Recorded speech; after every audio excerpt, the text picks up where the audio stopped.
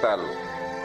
Los saluda Benjamín Sepúlveda Hernández desde su programa Camino hacia la Perfección del Amor. Hablar del camino hacia la perfección del amor es hablar del camino o los caminos que nos llevan a Dios. Ya que dice San Juan que Dios es amor y sabemos que todo lo que procede de Dios es perfecto.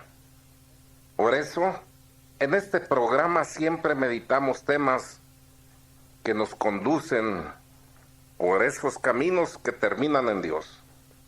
Pues bien, en este curso de espiritualidad y vida interior, hemos estado revisando algunas de las consecuencias del amor a Jesús y de Jesús, para que entendiéndolo nos podamos incrustar de manera más perfecta en Él.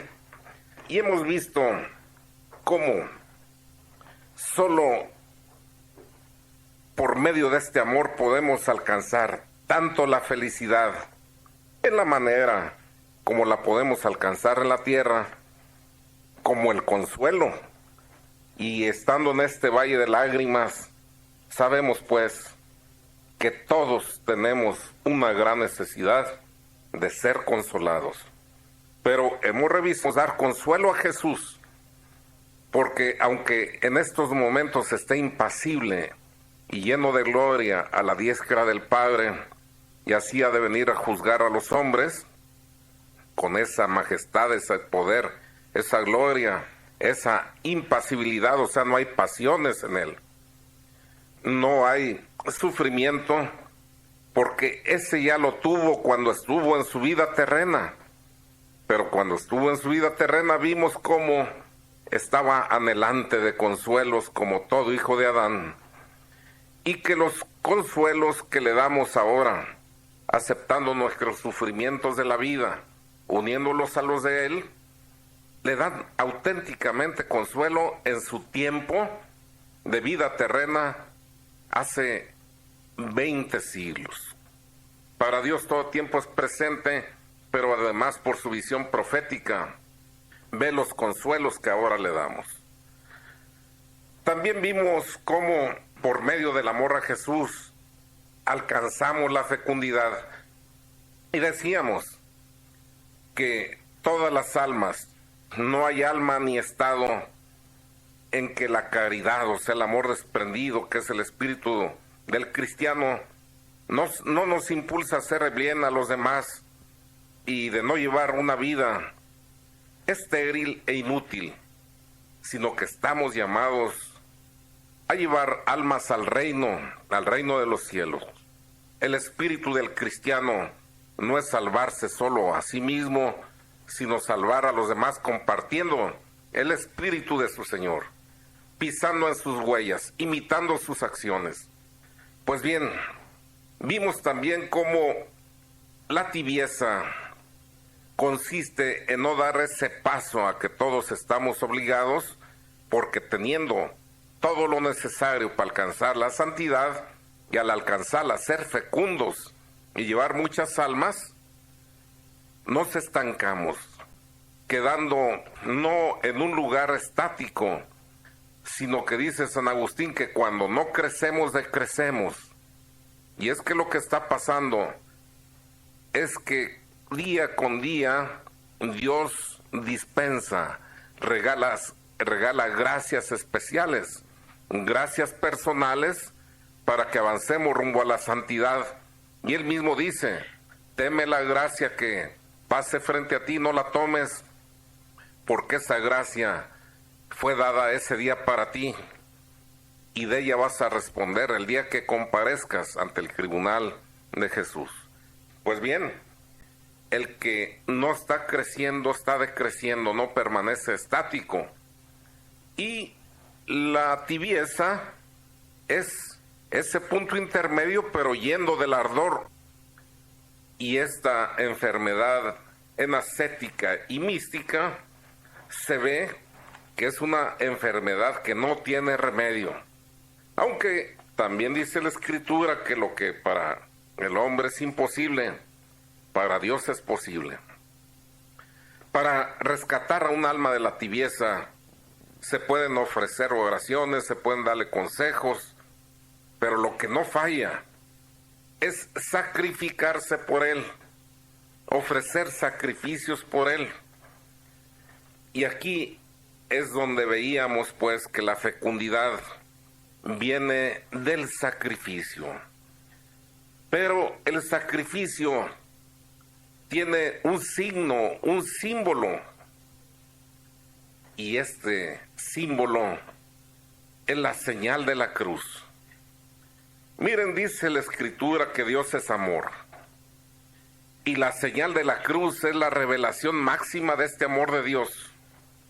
En la cruz el Señor llevó su revelación a la perfección. Por eso la cruz para los cristianos es señal distintiva. Si se fijan, al empezar a comer se bendice la mesa con la señal de la cruz.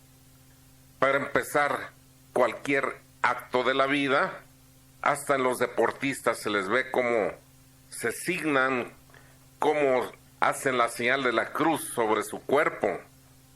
La señal de la cruz, pues, es señal distintiva de que hemos hecho a Jesús Señor de nuestra vida, que sabemos que a precio de sangre y en un madero fuimos rescatados.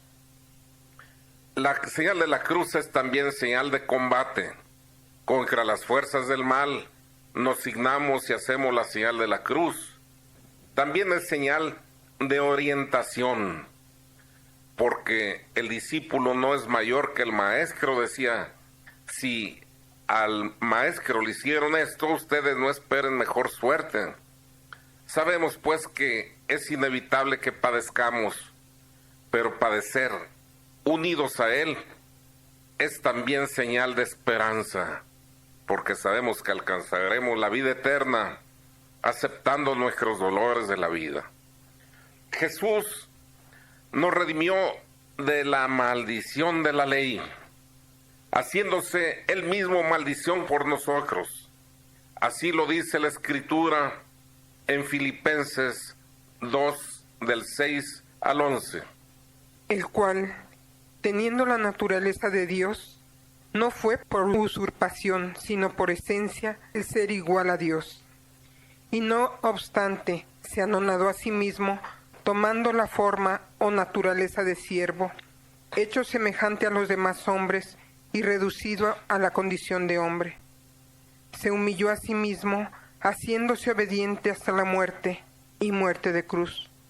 Por lo cual, también Dios le ensalzó sobre todas las cosas, y le dio un nombre superior a todo nombre, a fin de que al nombre de Jesús se doble toda rodilla en el cielo, en la tierra y en el infierno, y toda lengua confiese que el Señor Jesucristo está en la gloria de Dios Padre. Palabra de Dios. Te alabamos, Señor. La glorificación de Jesús y la glorificación del Padre que hacía Jesús venía por medio de la cruz.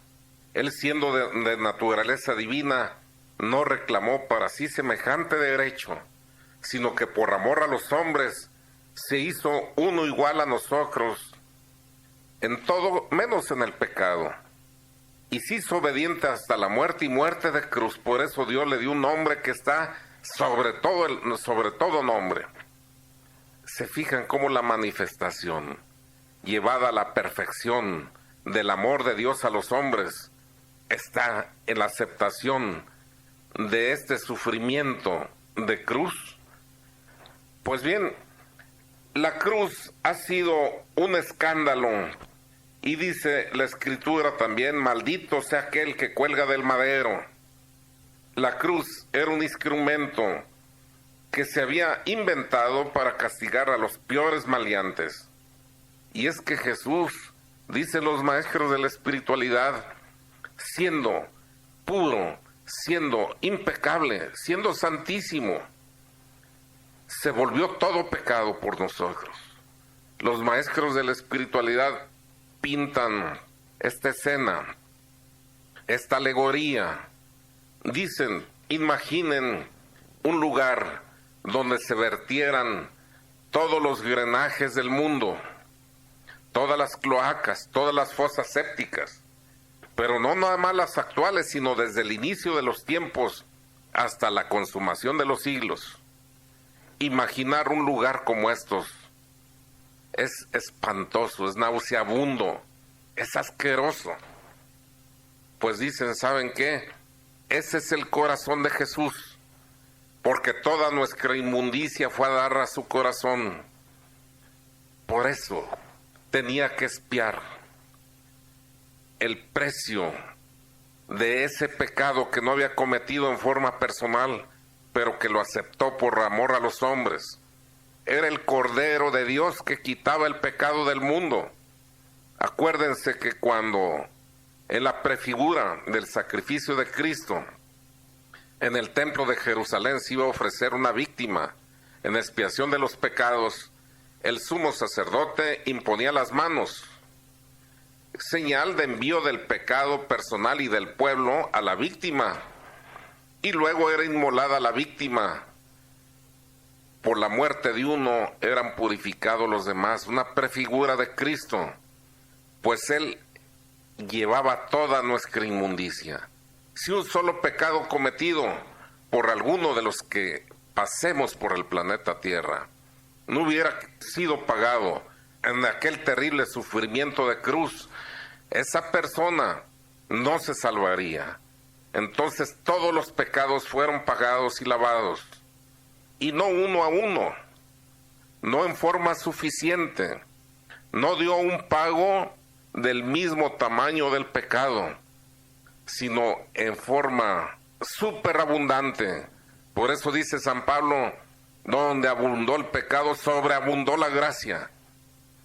El pecado procediendo de la criatura sigue siendo finito, con excepción del primer pecado, porque ese primer pecado ofendía directamente al Padre, que es infinito, y en cierta forma ahí se revestía de esa gravedad infinita ese primer pecado del hombre. Pero los pecados ya actuales que se vinieron en cascada siguen procediendo de esa fragilidad, de esa naturaleza caída y de una criatura que es finita, mientras que el pago que se hacía procedía del que es infinito. Pagó en forma superabundante y de manera condigna, esto es, con la misma dignidad, porque era de la misma naturaleza, como oímos en Filipenses 2:6 al 11, de la misma naturaleza que el Padre. Pues miren qué difícil ha sido aceptar que la cruz, esto es el sufrimiento que llevamos en la vida, es parte de la manifestación del amor a Dios y del amor que nosotros debemos dar a Dios. Basta recordar que ya San Pablo, cuando predicaba sobre esto, pues se escandalizaban, y él nos lo deja muy bien asentado en su carta a los Gálatas del capítulo 6, versos 14 y siguientes. A mí, líbreme Dios de gloriarme, sino en la cruz de nuestro Señor Jesucristo, por quien el mundo está muerto y crucificado para mí, como lo estoy yo para el mundo. El hecho es que respecto de Jesucristo, ni la circuncisión ni la incircuncisión valen nada, sino lo que vale es el ser una nueva criatura. Y sobre todos cuantos siguieren esta norma o doctrina, venga paz y misericordia, como sobre el verdadero Israel, pueblo de Dios. Por lo demás, nadie me moleste en adelante sobre la circuncisión, porque yo traigo impresas en mi cuerpo las señales o la marca del Señor Jesús. La gracia de nuestro Señor Jesucristo sea, hermanos míos, con vuestro espíritu. Amén. Palabra de Dios. Te alabamos, Señor. El tema de hoy que estamos revisando es la cruz como la revelación máxima del amor de Dios. La cruz como la revelación máxima del amor a Dios. O el amor de Dios. tiene dos sentidos, uno ascendente y uno descendente, del amor de Dios a los hombres y del amor de los hombres a Dios. Leímos en Gálatas 6, 14 al 18, lo que dice San Pablo: en cuanto a mí, líbreme Dios de gloriarme, sino la de la cruz de nuestro Señor Jesucristo.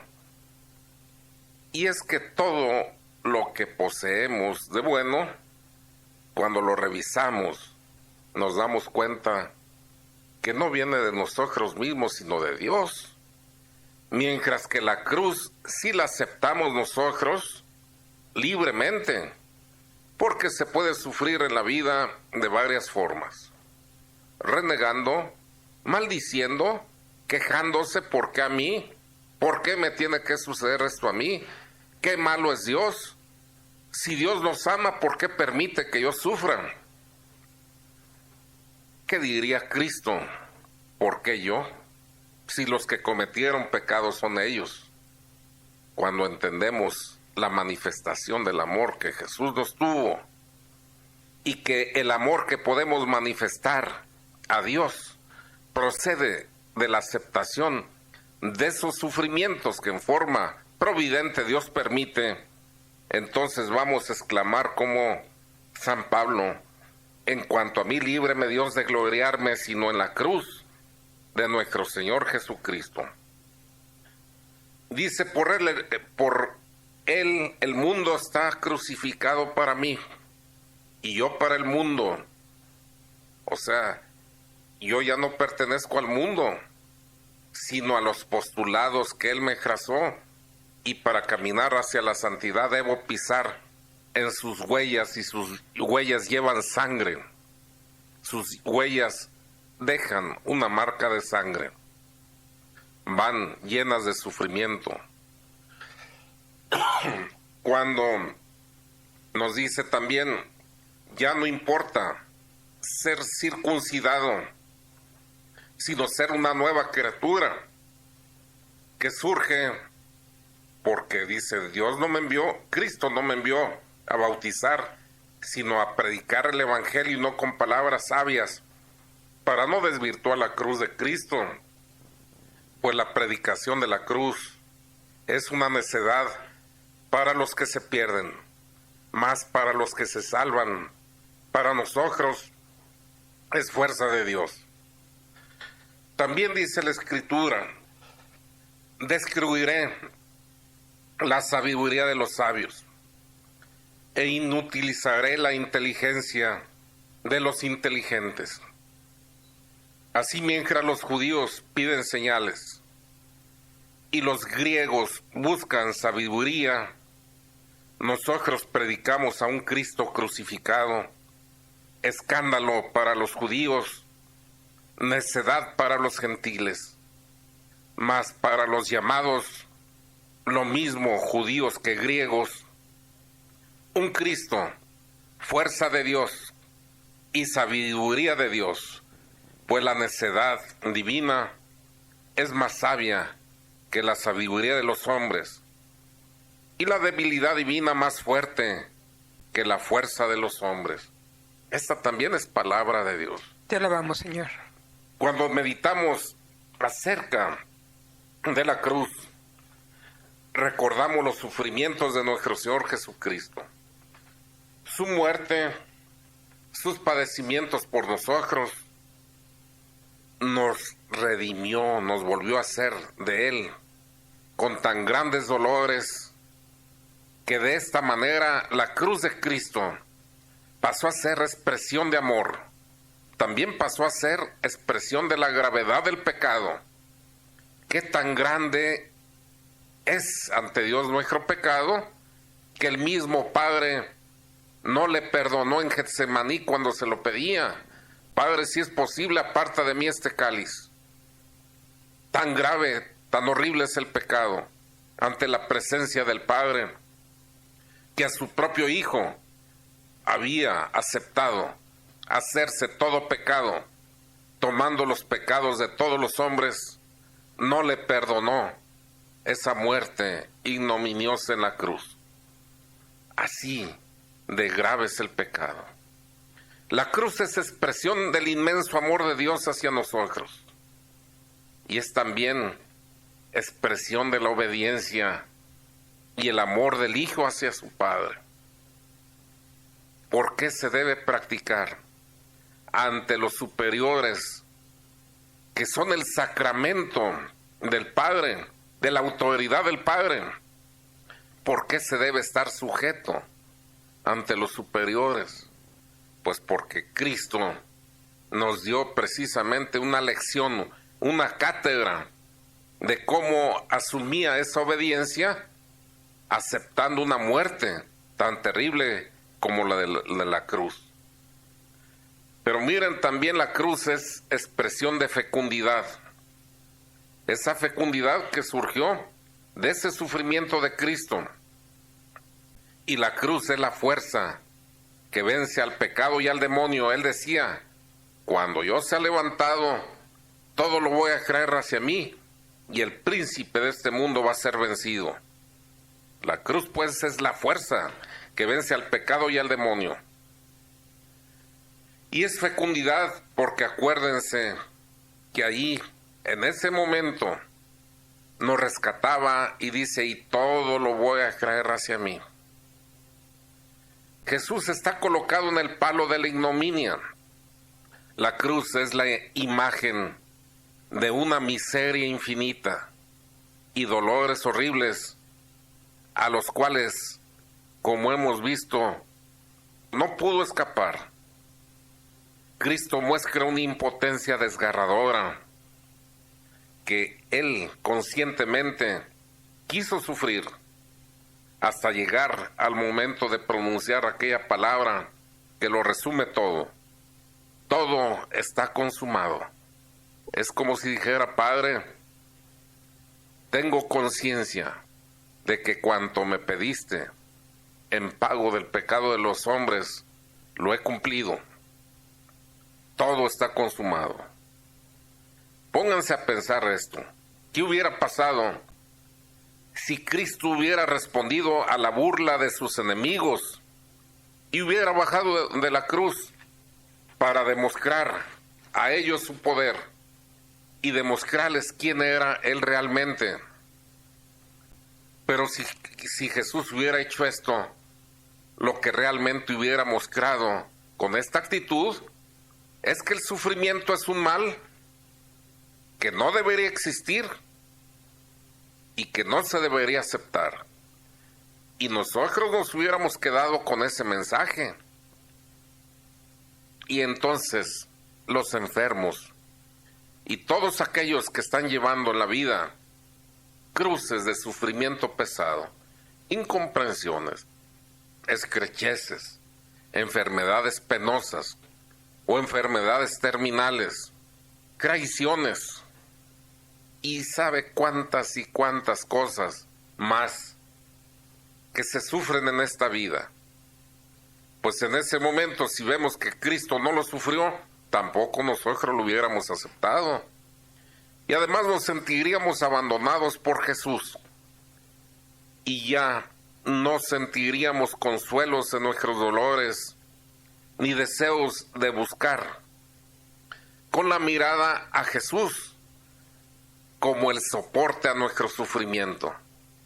Diríamos, pues yo sufro, él no lo sufrió, pero yo lo estoy sufriendo.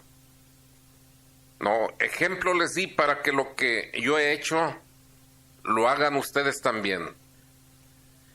Si Él hubiera evitado el sufrimiento doloroso y también amoroso, que sabemos que sí sufrió, si Jesús se hubiera bajado de la cruz, no habría entonces una respuesta divina al dolor y el humano estaría abandonado a su propio sufrimiento. También es válido pensar de esta manera. Él pudo bajar de la cruz, también pudo quitar cualquier enfermedad, muerte o cualquier otra cosa que nosotros estemos padeciendo, de manera que ni Él sufriera, ni nosotros sufriéramos. Pero ¿qué ocurriría si así hubiera sido? si Cristo hubiera quitado el dolor de los hombres? ¿Acaso por esto seríamos nosotros mejores? ¿O seguiríamos encerrados en el egoísmo? No se les olvide que la cruz es la forma de la que Dios se vale a veces para llevar a la conversión a un alma que está a punto de perderse. Cuando todo es gloria, todo es placer, todo es felicidad, todo va bien, acuérdense, qué fácil nos olvidamos de Dios. Pero cuando empiezan las cruces, en esos momentos sí que levantamos los ojos al cielo y decimos: Dios mío, no me abandones. Cristo mismo lo dijo: Padre, ¿por qué me has abandonado? Él mismo, que se había hecho pecado por nosotros, sin tener un pecado personal, siendo inmaculado como era, sentía también esa lejanía que siente el pecador del Señor, pero esa lejanía que Él mismo ha aceptado por su pecado. Él es el que se aleja, ya que dice San Pablo: en Él somos, nos movemos y existimos. Él siempre está presente. Es el corazón del hombre el que se aleja. Jesús no bajó de la cruz, sino por el contrario dijo: cuando yo sea levantado, todo lo atraeré hacia mí. O sea, el crucificado. Jesús atrae al hombre para que esté unido a Él mediante la cruz. Estamos revisando el tema de la cruz como la manifestación máxima del amor a Dios y del amor de Dios a los hombres. Y estábamos viendo cómo si Cristo hubiera rechazado a su cruz, pues el hombre también hubiera tenido buena razón para no aceptar la suya y pasarse renegando. Sabemos nosotros que estamos hechos de tal forma que instintivamente rechazamos el dolor, pero al aceptar con amor Jesús su cruz, ejemplo nos dejó para que nosotros hagamos lo mismo. Él, por amor a los hombres, dejó su morada del cielo. O sea que el Hijo de Dios no quedó indiferente ante la miseria humana. Él bajó desde su gloria del cielo y, entrando en la naturaleza humana, tuvo capacidad para el sufrimiento y experimentó la muerte más terrible.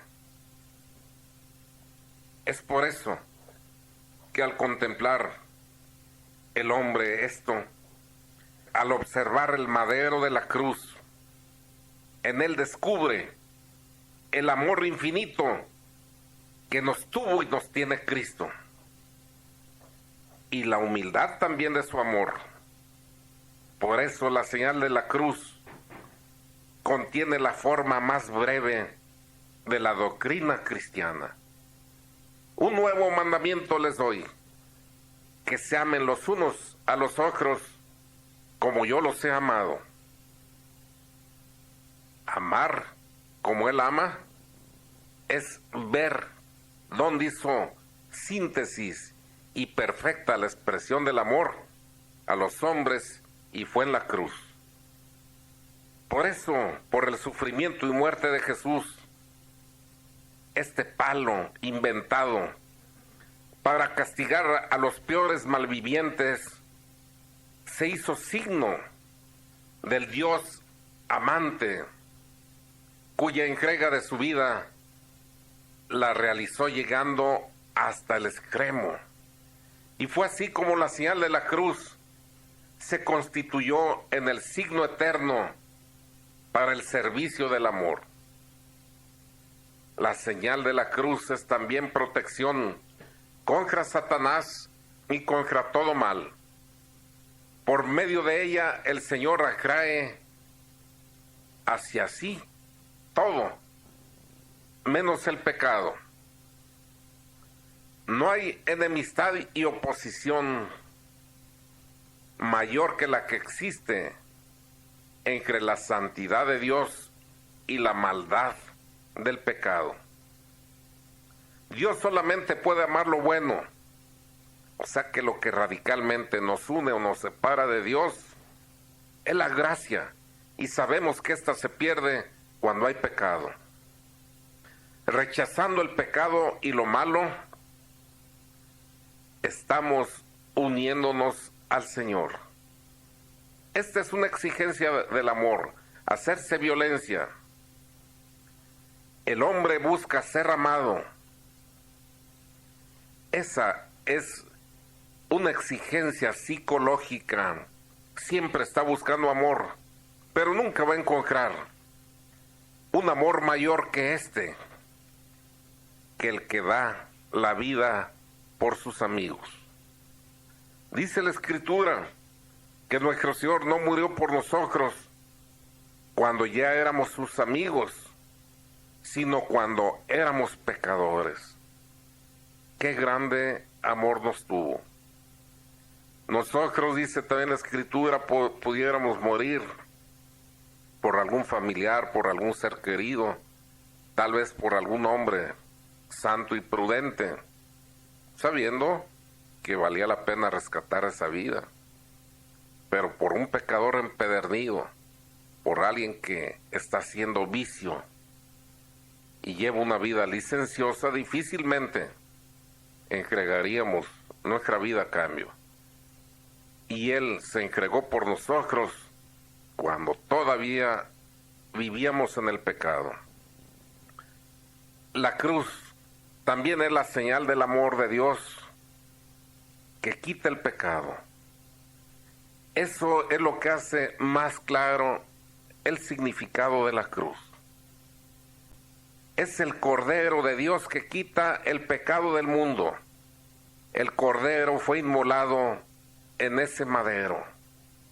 Un madero que amó porque sabía que por medio de él rescataba a sus hijos, que con amor eterno los ha amado. No en balde les decía a sus sorprendidos discípulos, aquellos que caminaban junto a él y no lo reconocían. Me refiero a los discípulos de Maús. ¿No debería el Mesías sufrir todo esto para así entrar en su gloria? La voluntad de Dios se manifestó en la cruz y Dios quiere que todos los hombres se salven.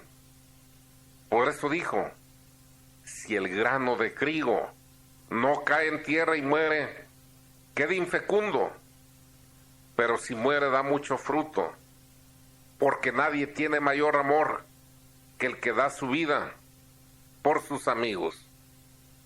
El amor, dice el Señor, es fecundo, y el amor viene de la cruz. Así de claro, la fecundidad viene del amor que Cristo nos manifestó en la cruz. Si el grano de trigo no muere, queda solo. Pero si muere, da mucho fruto. Qué hermosa enseñanza, qué hermoso mensaje. Jesús enseñó por medio de la cruz a sus discípulos que deberían de morir a sus comodidades, a su avaricia, a su ambición, a su egoísmo, y así convertirse en árboles fecundos que llenen de frutos admirables el reino de Dios. Jesús es el grano que muere y trajo tantos frutos que llenó de espigas toda la tierra. Pero esto nació por medio de la cruz. Ahí se originaba, a los pies de la cruz, esa iglesia universal. Y la fecundidad es inmensa, porque muchísimos seguidores resucitarán para la vida. Son granos de trigo sepultados que se convertirán en espigas de santidad, que se esparcirán por todo el mundo. El multiplicador, pues, más efectivo es la cruz. Y si no, que lo digan todos los lugares que han conocido un mártir en sus tierras. La sangre del mártir lleva esa fecundidad de Jesús.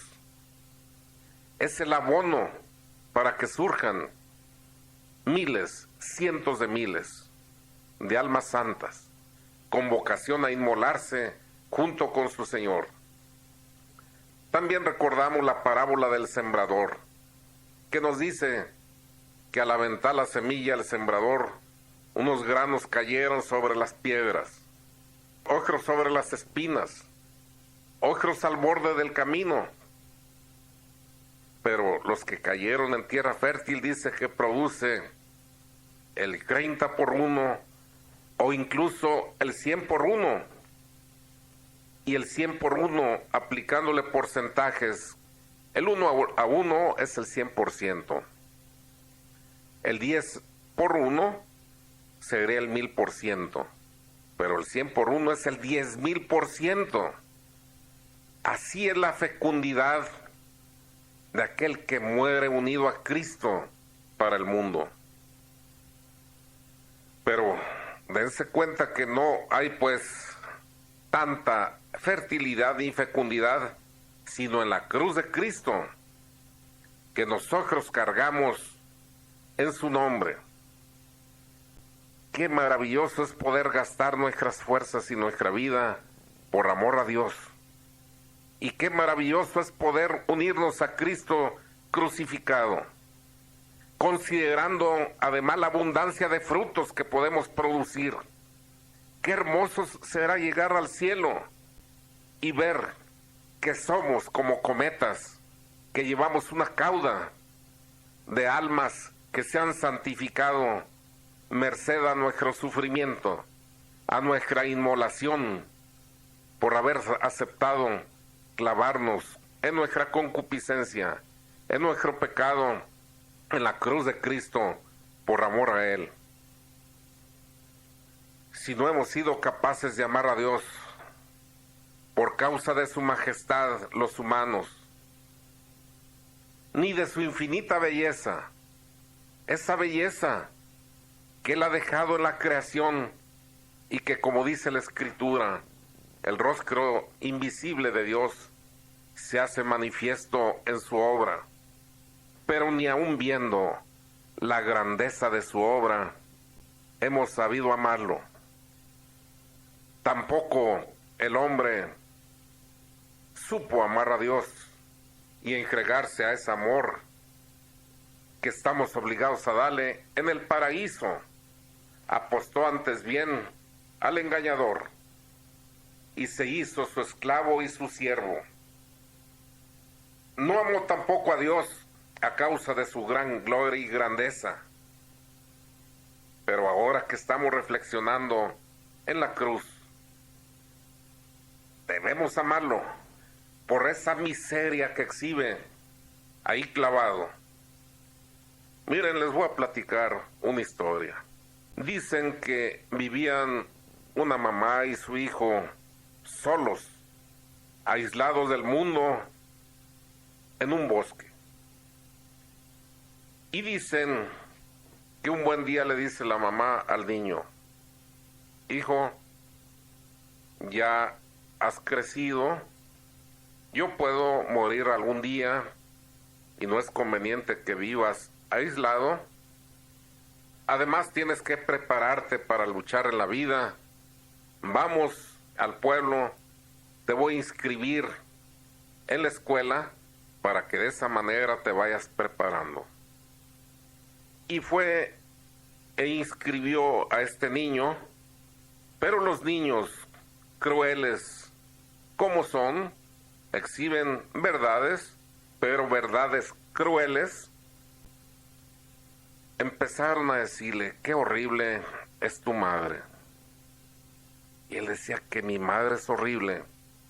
Él había visto siempre con los ojos del alma y se le hacía una mujer hermosa. pero empezó a ver a las demás mamás y vio que efectivamente su madre era diferente y efectivamente exhibía fealdad. Y cuando llegó el niño de regreso a su casa del bosque, le decía a la mamá desconsolado: madre, ¿por qué eres tan fea? Y ella dice: hijo, siempre me has visto con los ojos del alma, y como no tenías con quién compararme, por eso siempre te me hice hermosa. Dice: pero te voy a platicar una historia.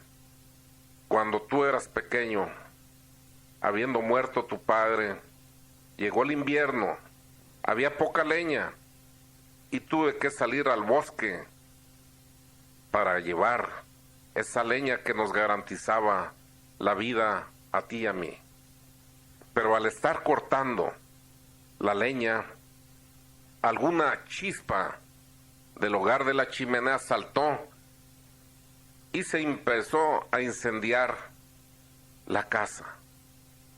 Y al ver aquellas llamas que consumían el hogar donde tú morabas, sentí que se perdía, había riesgo que se perdiera lo que más amaba yo en mi corazón. Y corrí desesperada. Y las llamas lamían mi cuerpo, pero te rescaté, te cubrí con mi propio cuerpo, sin importarme el dolor terrible que me consumía. Y fue así que mi rostro quedó deformado, quedó todo destruido y horrible como lo ves, pero mi corazón está lleno de gozo, porque rescaté lo más hermoso, lo que más amaba, lo que más valía para mí. Me di a mí misma por ti. Y cuando este hijo oyó el relato, decía: madre, te he amado siempre, porque eres hermosa y eres mi madre. Pero ahora te amo más por tu carita quemada. Quiera Dios que de estas reflexiones, cuando veamos a ese Cristo deforme, colgado del madero, digamos: Señor, te he amado porque eres mi Padre, pero ahora te amo más por tu carita quemada, por ese rostro tumefacto por los golpes, por esas manos clavadas, por ese costado lanceteado. Y que entonces, viendo lo que él padeció por amor a los hombres, seas capaz de aceptar tú tu propia cruz, sin maldecir, sin quejarte, sin renegar. Porque a mí, ¿por qué permitiste esto? No creo en ti. Si fueras bueno, hubieras quitado y apartado de mí este dolor. Acuérdate de su rostro, de su carita quemada, y acepta tú sufrir por amor a él, que ahí vas a alcanzar la vida eterna. Y llegamos al final del programa. Esta ha sido una aportación de su servidor, Benjamín Sepúlveda Hernández, y nos despedimos, Maru. Gracias, ingeniero. Gracias a todos ustedes por escucharnos. Que Dios los bendiga. Y yo, como siempre, agradezco a Dios por el don de la vida, a ustedes por habernos sintonizado, y acepten la cruz, que es recurso de fecundidad. Esa fecundidad que llevará muchas almas si la aceptamos en el nombre de Dios con paciencia para el reino de Dios. Que Dios los bendiga.